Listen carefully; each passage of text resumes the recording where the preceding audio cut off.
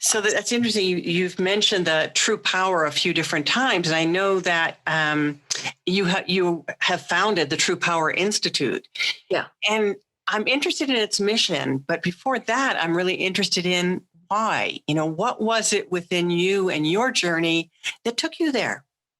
Well, it takes me back to the same place as these 40-somethings that went through their thing. I was, after 20 years in Iceland as an entrepreneur, I found my own passion waning, and some emptiness on the inside. And this coincided time-wise around the same time that my husband passed away from an Alzheimer's-related accident.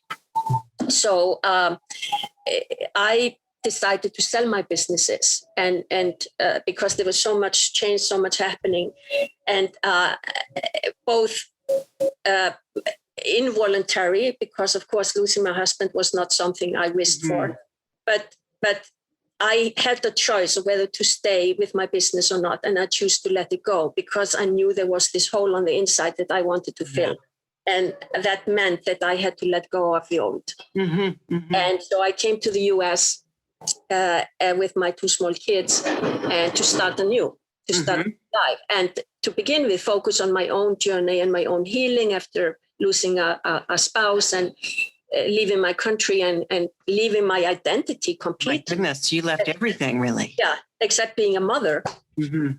And I was so lucky to end up in Santa Fe, New Mexico, where I had some teachers, but another teacher showed up, which is a Native American teacher, woman. And I found myself sitting in her teepee through some teachings. This was all new to me. I was straight from Iceland, and it was, being in a cinema, in a movie or something. But anyway, I committed to working with her and worked with her for a long, long time, many, many years. And through learning about the indigenous cultures and the circular way of leading and living, and also the ancient prophecies, which talk about these changes that we started our conversation with. What I learned from her is that the humanity has been in a phase that she calls the era of man for 5,400 years. And that era was supposed to kind of end around 1987.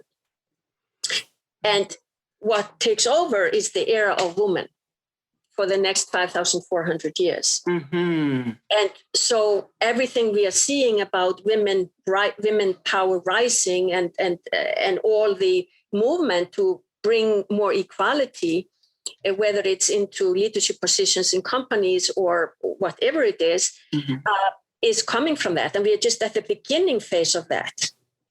So what I got totally fascinated with was, because this has to do with power, that what I learned is that the world has been run by the masculine, by the patriarchy, and they have been in power for so long, and that create that very small slice of benefactors of wealth,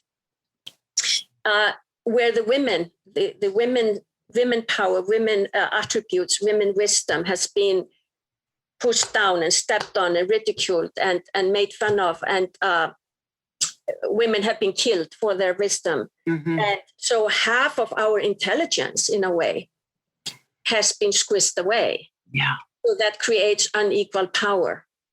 And now that we are facing a situation in the world where we are literally on the edge of destroying ourselves, the question is, what is it that we need to change that and heal and go back to balance? And what I learned from her and others is that we need to reinstate the feminine. And that's a power shift.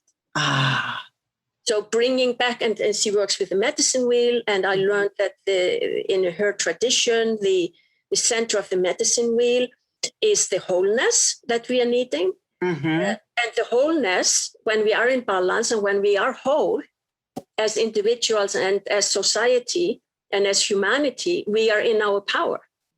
So it's not about doing away with the masculine. And that's what some, No.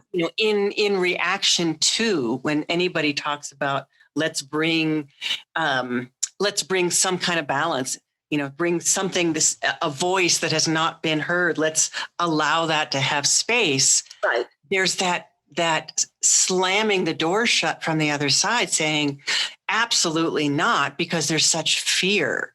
That's right.